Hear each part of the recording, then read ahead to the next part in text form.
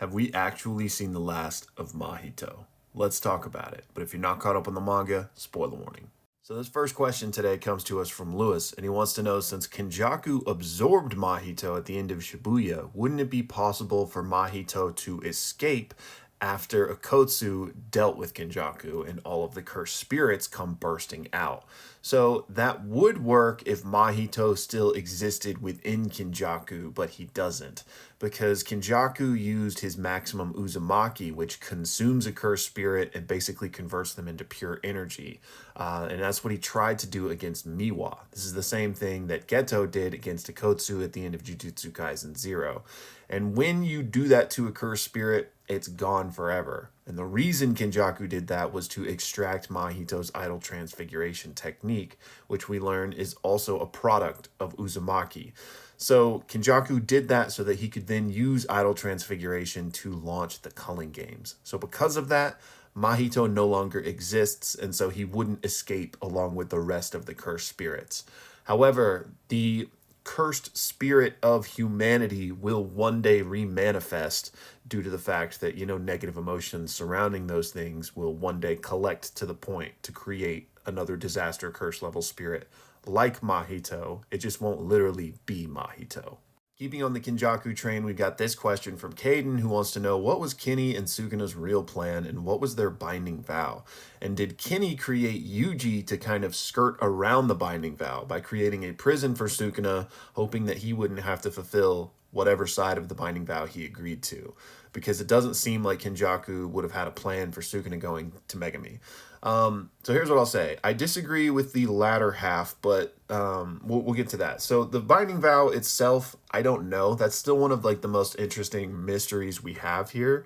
But what we do know is that whatever it was, Sukuna had not fulfilled his side of things even at this point in the manga, because Kenjaku says, wait, you can't fight him yet until you fulfill your promise to me. So whatever it is that Sukuna had to do for Kenny, he did during the month time skip. And we still don't really know what that is. It feels like another big shoe to drop, right? One of the reasons that I think maybe in some form or fashion Kenjaku may not be gone, but we'll talk slightly more about that in my next question. So we don't know what Sukuna had to do for Kenny, but what Kenny did for Sukuna, it could be the fact that he taught him how to split his soul up into 20 pieces, because we know Kenny is the one that taught Sukuna to do that originally. Just like he did with the rest of the Culling Game players, right? And we know that their side of the vow is that they would agree to be in the Culling Games later. And so maybe that's all it was for Sukuna as well. And there's another binding vow that they later make that's being referenced here. But I think it could be the same one, where he teaches him how to be functionally immortal, and in return, Sukuna will join the Culling Games, but also do whatever this is, right?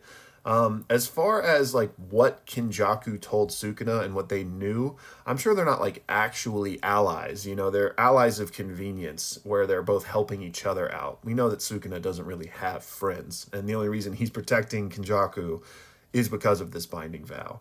But again, the binding vow isn't simply to protect Kenjaku, because if it was, then this wouldn't make sense, because then he could just fight Gojo right now, because if he takes out Gojo, not that he could in this scene, but if he did, then that would be the vow fulfilled, because Gojo would be gone. So it's not simply protection. So what did Sukuna do for Kenny? But I don't think I don't know if Sukuna would have known about the Yuji prison plan.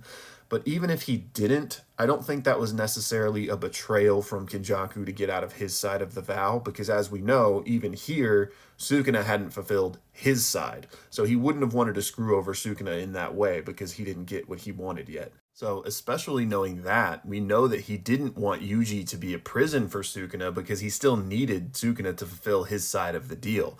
So Yuji being a prison was just a temporary thing. Now, did he hide that from Sukuna? Potentially, because maybe he didn't want Sukuna interfering with other parts of his plan. But we know that at some point he needed Sukuna to be free to fulfill his side of the deal. So did he know Sukuna would at one point switch to Megami specifically? Probably not, but it at least provides an explanation that Kenny had some awareness that Sukuna would at some point be free to act. Next up, we got some more Kenny questions from Hassan. Y'all feel free to pause and read this whole thing if you'd like to, but the first half of the question up here is asking, why isn't Kenjaku a more known entity in the world? Because all of the culling game players would know who he is, and so shouldn't, like, just word of this sorcerer have spread by rumor, if nothing else?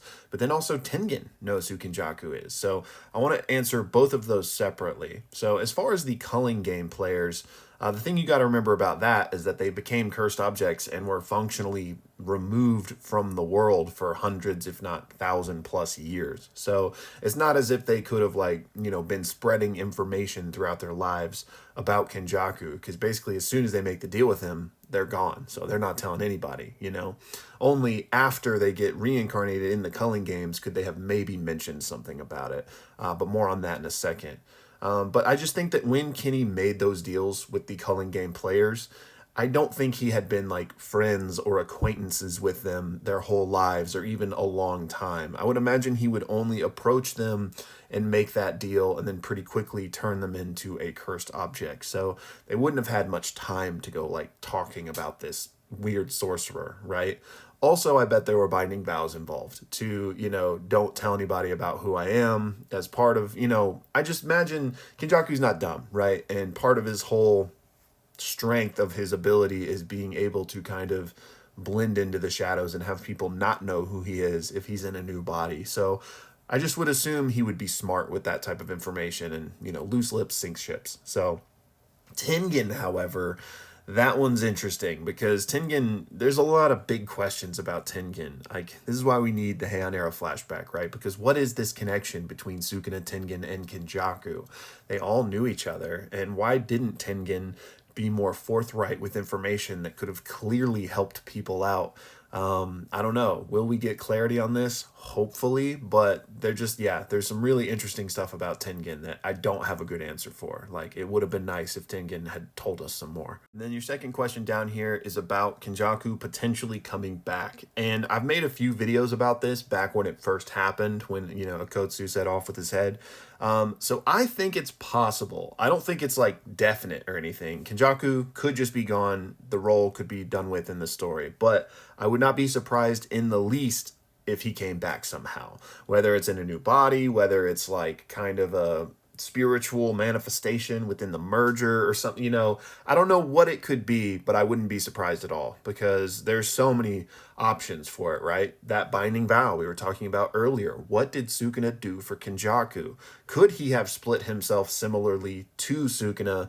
Not necessarily into 20 fingers or anything, but considering he's the one that originally knew how to turn yourself into a cursed object like that, could he have, turned his little pinky toe into one as like a Horcrux a la Voldemort, where, maybe he won't be as powerful as he was, but he's still around out there? Or just, considering his technique in and of itself is a body swap, there just feels like there's so many opportunities for him to maybe show up once more. So yeah, I would be here for it, honestly. I would kind of like to get a little bit more about Kenjaku, just considering how integrally connected he is to everything. Next up, we got this question from Nikias on could Akotsu plus his domain expansion beat Mahoraga? And I think so, and I honestly think it wouldn't be that hard either, because if we take current Akotsu with his domain, I'm not sure what Mahoraga is going to do, because one, he might just get taken out by the sure hit effect, depending on what Akotsu picks to put in it. I mean, Jacob's Ladder may be the best bet, and just, destroy him outright. But even if that wouldn't work for whatever reason, Akotsu has so many weapons in his arsenal that he's not going to have any restrictions on while in the domain. So, like, it may take him a while to find an appropriate sword, but in the meantime, Mahoraga is going to struggle to adapt because everything he's getting hit with is new. Next up, we have this question from Iron Giraffe on can the inverted spear of heaven cut through Sukuna's world slash? And in my opinion, no, it cannot, just because it exists within existence just like everything else. So the way I see the world slash to work is that it operates on a higher dimension, and I've actually put out a video thoroughly explaining that with an example. So if you need more of an in-depth breakdown on how it's operating, check that out.